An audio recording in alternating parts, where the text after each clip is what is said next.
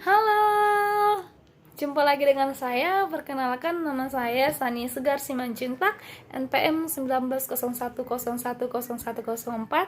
Saya Prodi Pendidikan Guru Sekolah Dasar. Saya kuliah di Universitas HKBP Nomensen Pematang Siantar. Kali ini saya akan menerangkan tentang pengertian kurikulum 1952. Ini merupakan hasil dari mata kuliah yang saya ambil, yaitu kajian kurikulum matematika. Oke, langsung saja kita mulai ya.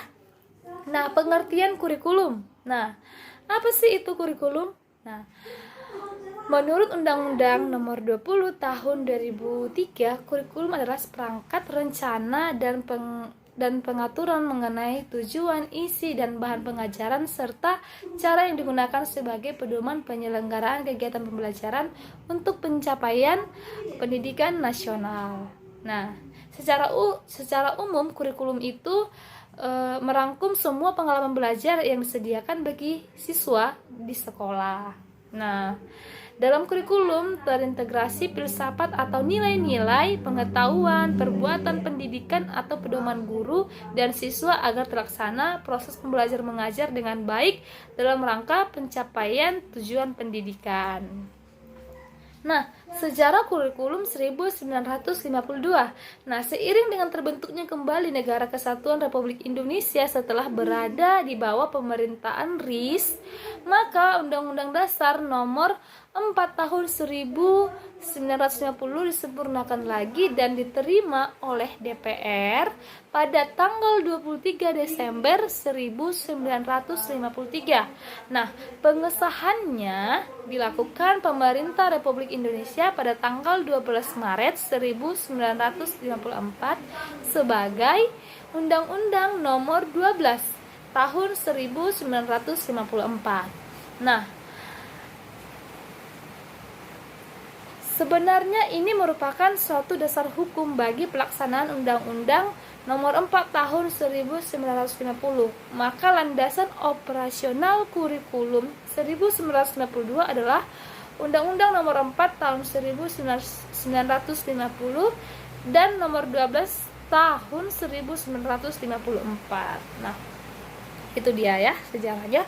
Langsung mata pembelajaran yang ada pada kurikulum 1952 yakni untuk jenjang sekolah rakyat atau SD menurut rencana pelajaran 1947 merupakan ada bahasa Indonesia, bahasa daerah, berhitung, ilmu alam, ilmu hayat, ilmu bumi, sejarah, menggambar, menulis, seni suara, pekerjaan tangan, pekerjaan keputrian, gerak badan, kebersihan dan kesehatan, pendidikan budi pekerti, dan pendidikan agama.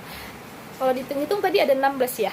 Nah, sama maksudnya tidak jauh beda pada kurikulum 1947. Ya.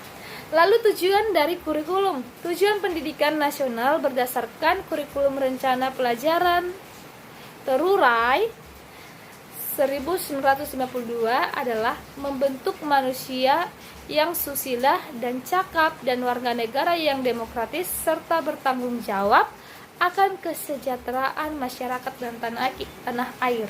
Nah, jadi 1952 itu disebut juga dengan istilah kurikulum rencana pelajaran terurai, ya.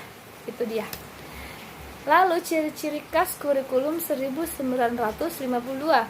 Hal yang paling menonjol dan sekaligus menjadi ciri khas dari kurikulum rencana pelajaran terurai ini atau 1952 ini adalah bahwa setiap rencana pelajaran harus memperhatikan isi pelajaran yang dihubungkan dengan kehidupan sehari-hari.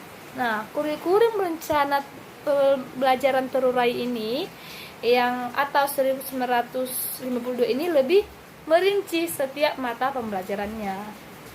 Nah, kelebihan dari kurikulum 1952 itu apa sih? Nah, yang pertama, kurikulum 1952 ini telah mengarah pada sistem pendidikan yang nasional.